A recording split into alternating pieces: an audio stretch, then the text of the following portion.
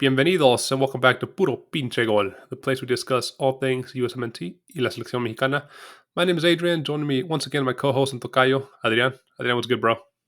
Hey, how's it going, dude? Out here watching the last game of ligamx Monterrey versus Toluca, and just thanking God that tomorrow we have a holiday. I don't have to go to work, so that's great. What holiday is it? I have to go to work. President's Day. You get that off? I got it off. Yeah. Jeez, man, lucky.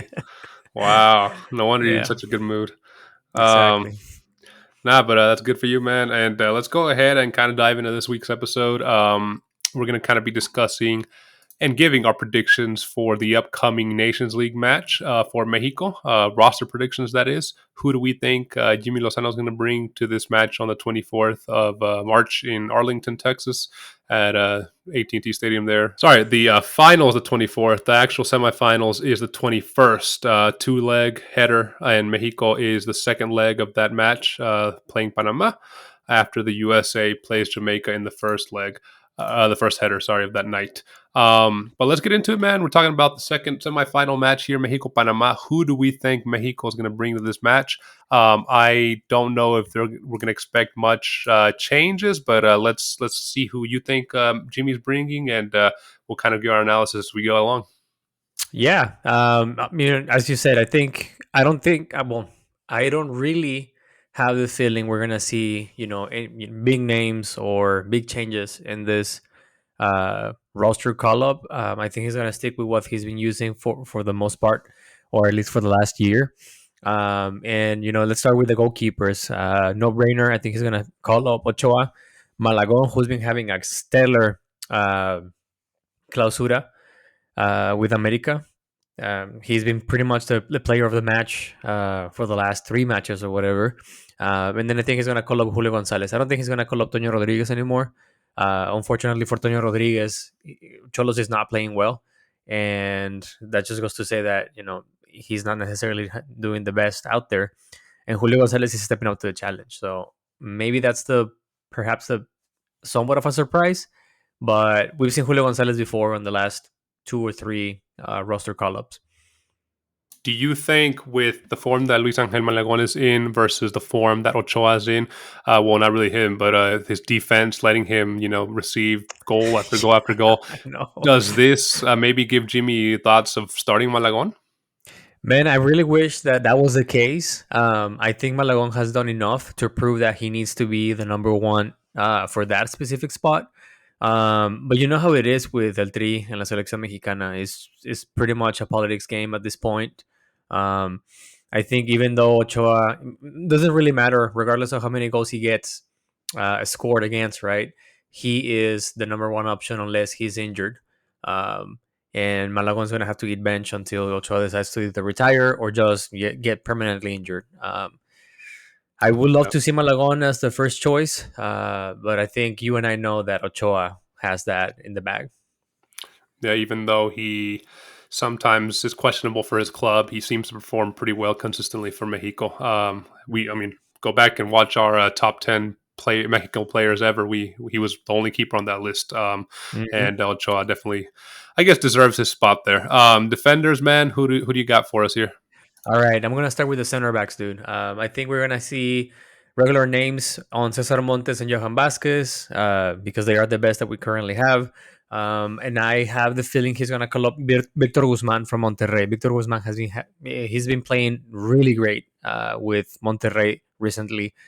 He lost his starting position early last tournament, but Tano Ortiz has given him the confidence to step up to the plate and essentially bench Hector Moreno in Monterrey. I mean, we all know Hector Moreno is not a young lad, but Victor Guzman is doing great so far. Assuming he plays with his typical 4-3-3 or 4-2-3-1, who do you got as starting? Do you think Cesar Montes and Johan Vasquez? Yeah, I think that he's not going to change. I'm Johan Vasquez is playing pretty much consistently. Cesar Montes, it's sometimes he's playing consistently, sometimes he's benched. But I think there's still a significant gap between what Cesar Montes brings to the table to what Victor Guzman has to offer. I'm not. I think Victor Guzman is a good option if either of them are injured, or if Jimmy decides to go from my 4-3-3 to a whenever he plays with a line of five at Right. the back. Victor Guzman can be that third center back. Right. Okay. Mhm. Who do you got for us for the wides, right back and left back? All right, for right backs, I think regular names of Julian Araujo and Jorge Sanchez. I think Julian Araujo has the slight advantage over Jorge Sanchez just because he is actually playing with Las Palmas.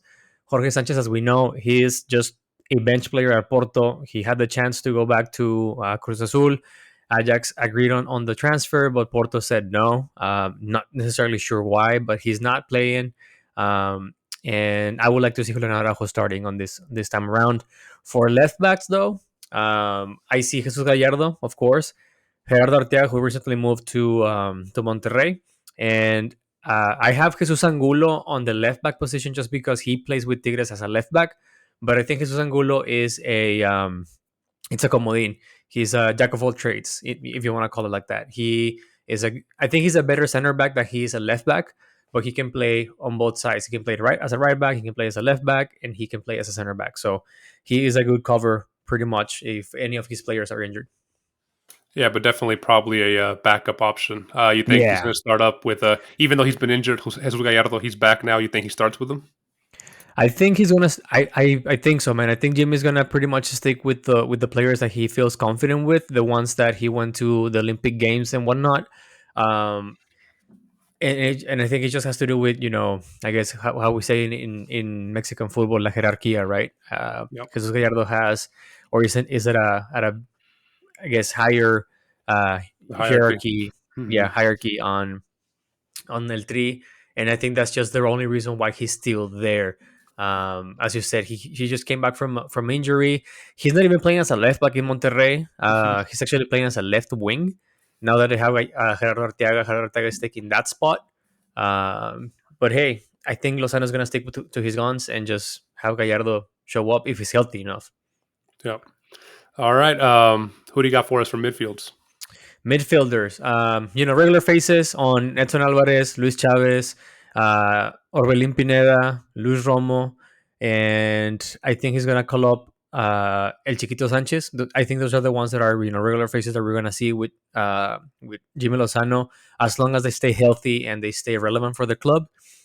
Here are the three that I think he's gonna call up, but these are uh, I guess options for Jimmylozano, and it's up to them. If they remain competitive at their club, I think they're gonna get called up.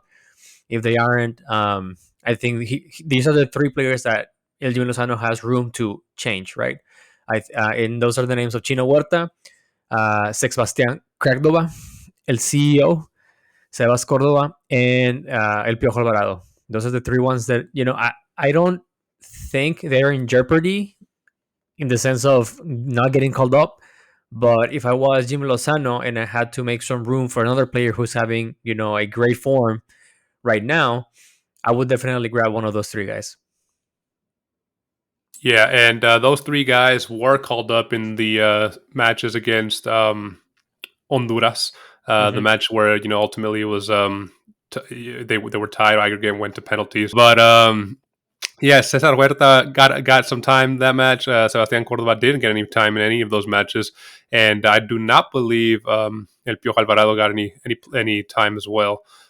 So kind of like you said, backup players that can go in and kind of make an effect, right? Maybe change Mm-hmm. the game late in the match, but yeah, they didn't really get much play time last time in the last matches against Honduras. Yes, But sir. other than that, it's kind of consistent to what he's called before, and you're starting to see that base, right? I mean, Mm-hmm. like we said before, there's not much others to go in there. I agree, and I mean it's kind of tough for him because the other players who can probably get called up, right? Like Marcel Ruiz, he's isn't necessarily having a great season with Toluca. Toluca is kind of not having a hot start. ligamx, and then after that, who else can you call up?